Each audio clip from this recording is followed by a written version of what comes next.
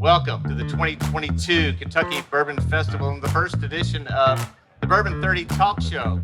This is sponsored by Great Western Malting.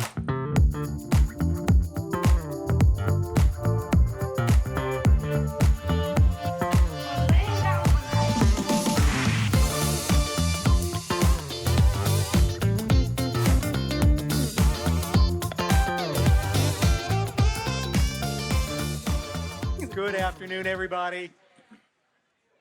Good evening. We're kind of at that cross stage right now. This is the last session for this stage today. There will be more sessions tomorrow. We hope you had a great day here so far. My name is Paul Clarke. I'm the editor-in-chief of Imbibe magazine, and I came out here from Seattle to enjoy Bourbon Fest one more time. This has been a fantastic day. I've been wandering around seeing everybody kind of sampling bourbon, talking bourbon, and it's kind of great the kind of culture and community, and especially like the dynamics that you're seeing of like how big and wonderful and growing the bourbon world and the whiskey world is today. So today, this session is going to be focusing on one of the newer, newer yet older names in bourbon, and we're going to explain that. E.J. Curley. And for that, we've got Ashley Barnes joining us, as well as Matthew Parker from the brand. Thank you so much for doing this with us. Before we get into some of the history, just tell us, you're a pretty new name in some ways in today's bourbon market. Is that right? We are. We actually just hit the shelves in April with E.J. Curley, but like you said, we're a new old brand, and I'm gonna let Matt talk a little bit about the history. Right. Well, and exactly. Like when we say old brand, it's not just something that's been in development for a while. This is a name that goes back 150 years or more. It is, yeah. Curley, after the Civil War, ended up forming a distillery very close to Camp Nelson. Mm-hmm. And he created a couple of products and used a word in commerce that hadn't been used before. It was called bluegrass bourbon. Mm-hmm. He also made bluegrass rye and curly rye and Old Boone's Knoll. Mm-hmm. And had a lot of old, really well-known Kentucky brands that somehow after Prohibition just disappeared. He was a pretty prolific producer of bourbon, and they sold Curley's bourbon up through the 1930s through the American Medicinal Spirits Company. Right, and also in terms of the scale of production, this was not a small operation that was going. Can you tell us a little bit about just like the location and the size of the operation that they're using for making whiskey back then? Yeah, sure. There were a number of buildings on the Sanborn map back in the 1800s, and they were producing about 230 barrels a day. Mm-hmm. So it was nonstop production at two facilities. They also had cooperage there, bottling facility that was actually the last thing to go in the 70s. And this property operated as a distillery from 1867 up through the 1970s. Right. And so, but you yourself don't necessarily have a background in bourbon. This is something also relatively new to you. What was it appealed both to coming into the bourbon category at this time, but also to that kind of heritage and that kind of history that E.J. Curley had? Yeah, it was important to all of us, I think, when we started looking at different ideas or brands, that it was something real and unique and true to the heritage of the bourbon business. Mm-hmm. And this sat squarely in the right place. We weren't after any gimmickry or attaching something to get attention or make it flashy. We wanted to focus on the product itself and what was inside the bottle. Right.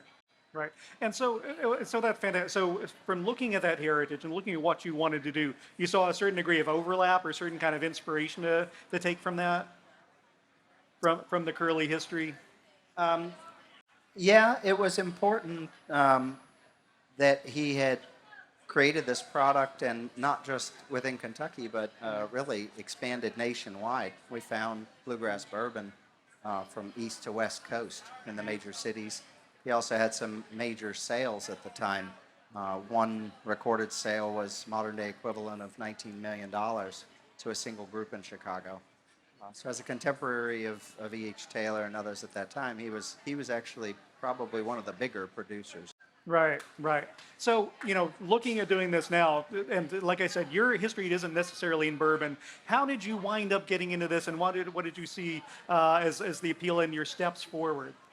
Sure. I was really looking to work on something more American. I was living in Europe and to work with Americans again. And the bourbon business came my way more from the perspective of just barrels or investing. And so while we started looking through the business, we found it was much more exciting to get into a brand and build a brand. The only problem was we hadn't found one yet. Right. When it presented itself, as they say, all things kind of start to come together. Right. And it was the story itself, the heritage of this place previous to Curley's use of the land. Daniel Boone had scouted Kentucky in this area and stored his supplies in Boone's Cave right around the corner from our property.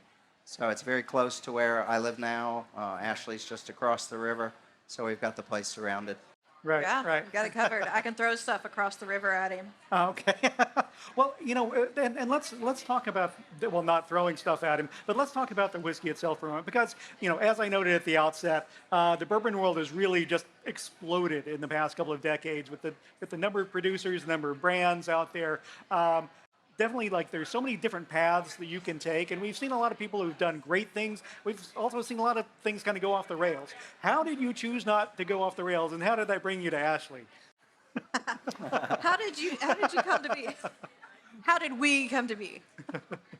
Yeah, I mean, we met, and I think I kind of do that anyway throughout life. I try to hang out with people I like, and when we met, I liked her right away.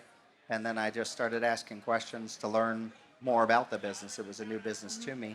And I found her to be engaging, full of information, and a great deal of information from perspectives I didn't know. It's sort of the you don't know what you don't know moment.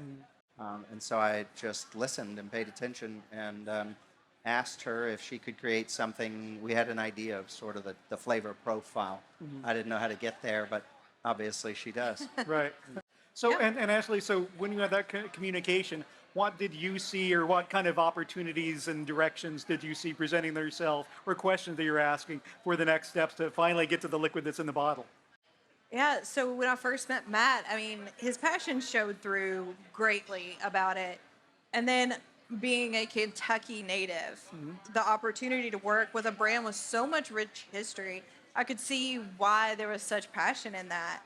I mean, how often do you get to revive a brand at like DSP 15, who distilled with E.H. Taylor, who is on the same scale as E.H. Taylor?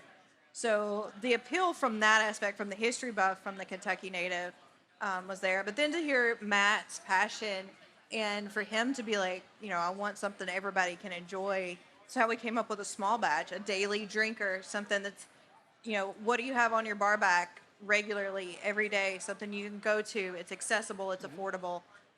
And we came up with this is what I wanted. I wanted to take his dream and mesh it with mine, create something that we could introduce people to bourbon through, but also something that the experienced drinker could appreciate as well. Yeah, that was a big point, that it was approachable.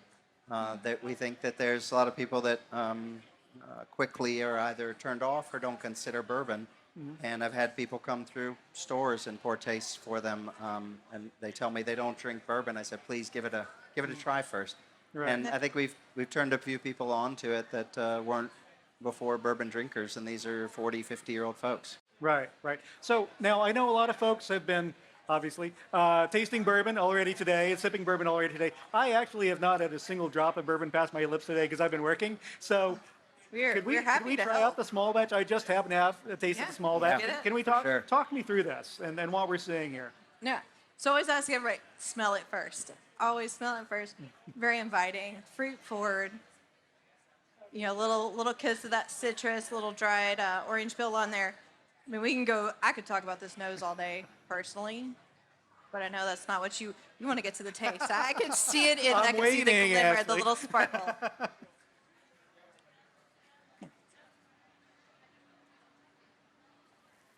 Even on a hot day.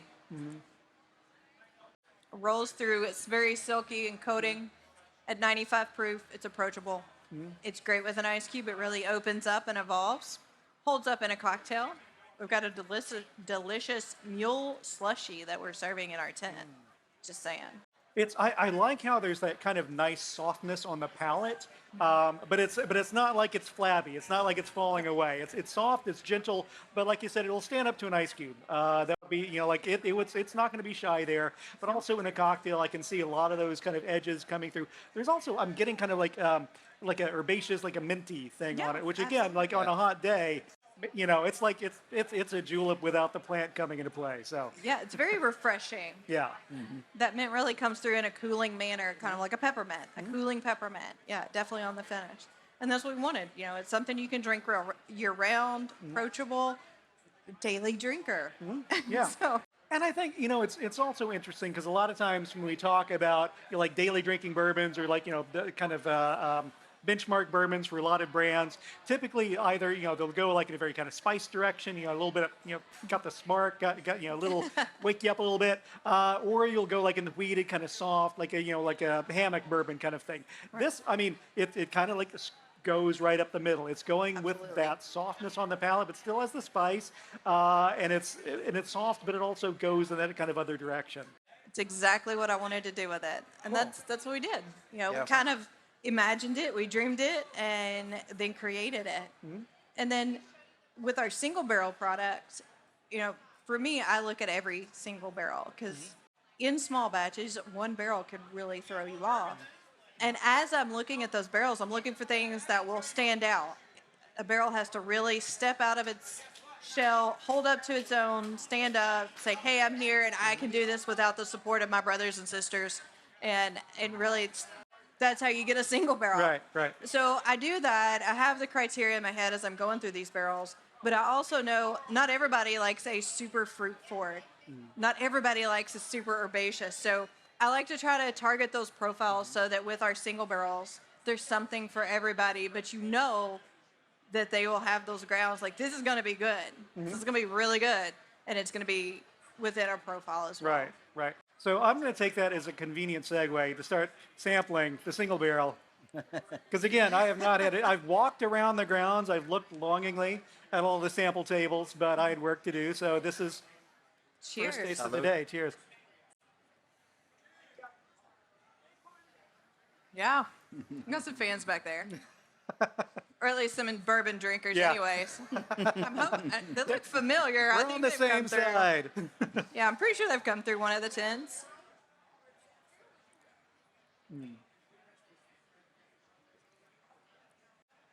I swear it's different every time I taste it. Really? So talk us through this one again. Just So this one, it's very sweet on the nose, like strawberry jam. It's jammy, but it's also coating. It coats, and it's got that peppermint finish. It's cooling as well. It's actually 122.9, but it doesn't drink a 122.9. no, until you told me, Doesn't I was like, punch yeah, it. it's like it's a little, like 104, It's- 105. Yeah, It's but barrel strength. yeah. I know it's barrel strength, but it's not punching me. no. So, I mean, Yeah. this is like the most delightful punch in the face that you could think of. Right.